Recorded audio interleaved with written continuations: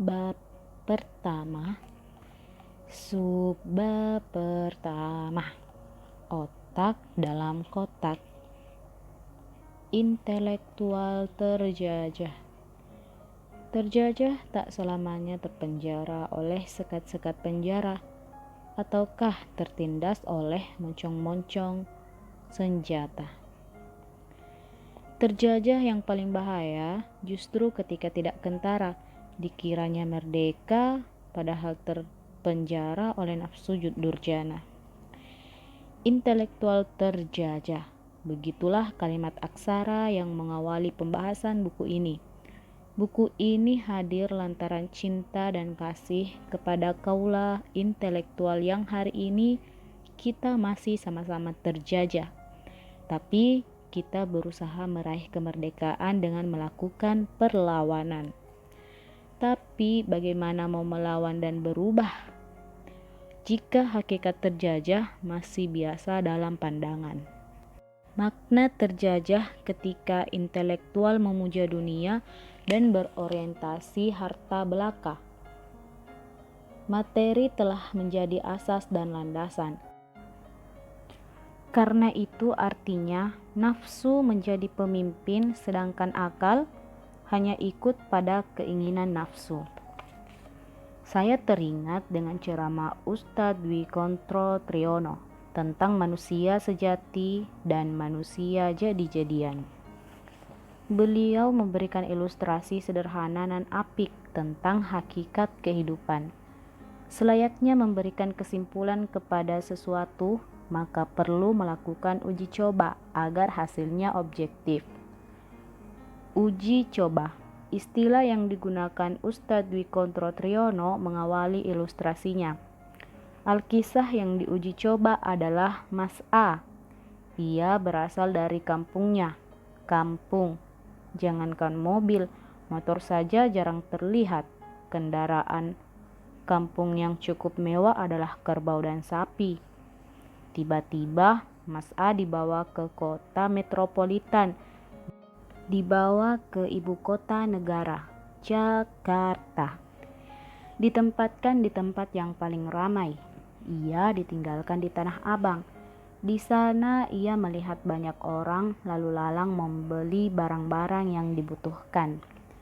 Saat ia melihat mobil, kira-kira kalau ditawari, si Mas A pengen mobil itu tidak? Kira-kira kalau ditawari si Mas A pengen punya mobil itu tidak? Jika jawabannya iya, maka ia akan berusaha dengan segala kemampuan yang ada untuk mendapatkan mobil tersebut. Anggaplah Mas A berhasil mendapatkan mobil mewah. Jangan tanya bagaimana bisa, namanya juga cerita, terserah yang mengarang kan? Setelah Mas A punya mobil, ia mulai keliling Jakarta. Jangan tanyakan lagi bagaimana caranya belajar mengendarai mobil dan bisa tahu jalanan di Jakarta. Namanya juga cerita ya, terserah yang mengarang. Ia melihat ada rumah mewah 2 tingkat plus kolam renang sedang dijual murah oleh pemiliknya. Kira-kira si Mas mau tidak? Ya, tentu saja mau. Maka ia akan mengupayakan segala yang dia bisa agar mendapatkannya. Begitu pula seterusnya ketika melihat perhiasan, makanan, dan wanita. Ia akan berusaha mengupayakan berbagai cara agar mendapatkannya, sama seperti sebelumnya. Maka hasil dari uji coba pertama ini menunjukkan bahwa si Mas A adalah manusia jadi-jadian, bukan manusia sejati. Loh, kok bisa? Karena si Mas A menjadikan nafsunya sebagai pemimpin dan akalnya hanya pengikut, menuruti keinginan si nafsu. Dikatakan jadi-jadian karena ia tak sepenuhnya menjadi manusia. Bukankah yang paling beringas mengikuti kehendak naluriah dan nafsunya adalah kawanan binatang? Binatang masih jauh lebih baik ketimbang manusia berakal yang berperilaku hewani. Hewan lapar misalnya sapi. Kalau ia lapar, paling yang ia makan hanya rumput sampai membuatnya kenyang saat itu saja. Namun manusia yang mengikuti nafsu akan jauh lebih berbahaya kerusakan yang ditimbulkan. Ia memiliki akal. Manusia tak akan puas jika hari ini ia bisa menguasai 1 hektar. Ia akan berambisi menguasai 1 hutan untuk memenuhi keinginan nafsunya, menumpuk hartanya hingga untuk keturunan-turunannya. Kerusakannya bukan lagi sepetak rumput, tapi bisa seluas hutan. Itulah mengapa di Al-Quran surah Al-A'raf ayat 179 Allah menyebutkan, mereka itu bagaikan binatang ternak, bahkan lebih sesat lagi. Allah sendiri yang menyatakan bahwa manusia lebih buruk ketika ia menjadikan nafsunya pemimpin dan akalnya memenuhi keinginan nafsu. Lain hasilnya jika si Mas A yang berasal dari kampung dibawa ke ibu kota, kemudian melihat mobil, rumah, makanan, dan wanita, namun ia hanya diam. Sebenarnya ia punya keinginan, namun ia lebih memilih untuk diam dibandingkan memenuhi angan-angannya. Mengapa si Mas diam? Kenapa ayo? Ternyata ia berpikir dan merenung, siapa jodohnya? Salah, maksudnya ia merenung siapa yang membawanya ke sini. Ia pantang melakukan sesuatu sebelum mengetahui jawaban hakikat mengapa ia dibawa ke kota asing itu.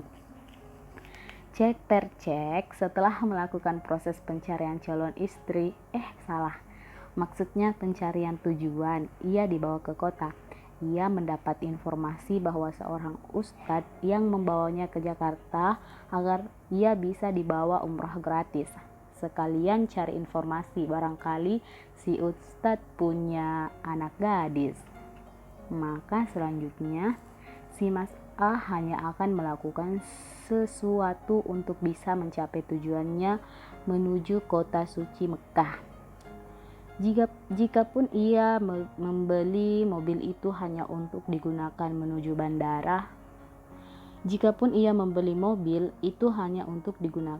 bandara, naik angkutan aja bisa lebih murah, Mas. Jika ia membeli makanan itu hanya untuk memberi energi agar ibadah bisa optimal, ataukah disimpan untuk perbekalan. Sehingga apa yang dia lakukan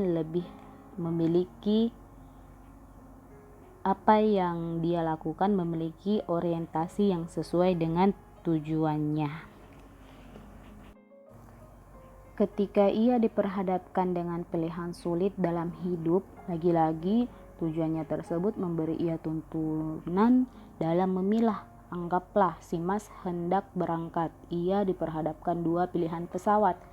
Pesawat yang pertama adalah pesawat dengan ukuran besar, kursi empuk, pelayanan eksklusif, bisa tidur dan nonton di pesawat, sedang ada diskon murah pula, hingga 50%. Pesawat yang kedua sebaliknya, ukurannya kecil, kursinya keras, tidak ada makanan apalagi fasilitas nonton gratis, harganya mahal pula. Kira-kira pesawat mana yang mau dipakai? Pesawat pertama.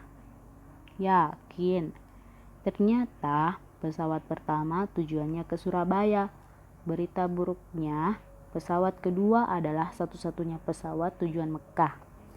Jika tak naik pesawat itu, maka mimpi umrah gratis akan hangus saat itu juga. Masihkah Mas A mau naik pesawat kedua? Tentu saja mau, karena bukan kendaraannya yang penting, tapi tujuannya yang utama.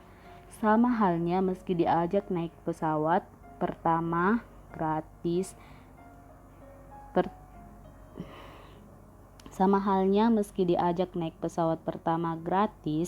tapi tujuannya jurang, masih mau. artinya bernikmat-nikmat ria di kendaraan kalau tujuan akhirnya akan salah. Ya, kita cukupkan kisah si Mas A sampai di sini. Apakah ia akan berhasil umrah gratis dan meminang anak gadis si Ustadz? Wallahu a'lam. Kita khatamkan fantasi liar ini sebelum buku ini menjadi setengah novel fiksi dan lebih absurd lagi. Intinya, ilustrasi kisah Mas A tadi ibarat hakikat tujuan hidup kita. Dunia ini menyuguhkan segenap kenikmatan materi dari berbagai penjuru. Jika tak punya orientasi, maka apapun yang ada di hadapan kita akan dilahap oleh si nafsu durjana. Berbeda jika kita mau merenungi hakikat Sang Pencipta meminjamkan nyawa dan hidup ini pada kita. Tuhan tak mencipta sia-sia. Kita lahir sebagai manusia, bukan sebagai rumput yang bergoyang dan kambing yang mengembek-embek. Kita lahir sebagai manusia, ada maksud dan tujuannya. Sampai jumpa. Masih ada. Dalam Quran surah Az-Zariyat ayat 56, Allah berfirman, "Dan tidaklah aku menciptakan jin dan manusia melainkan untuk beribadah kepadaku."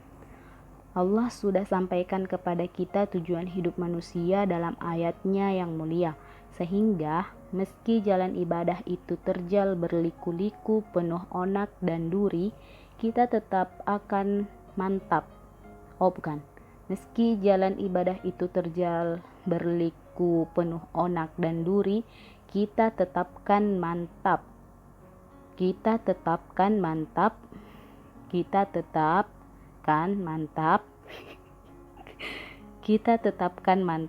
dalam menjalaninya.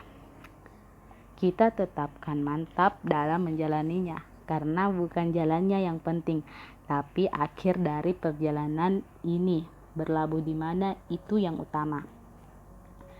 Menjadi intelektual juga demikian, mesti melek orientasi berilmu dan beramal untuk ibadah, agar tidak terjajah dan terpenjara oleh nafsu semata. Oke, sampai jumpa di audiobook selanjutnya.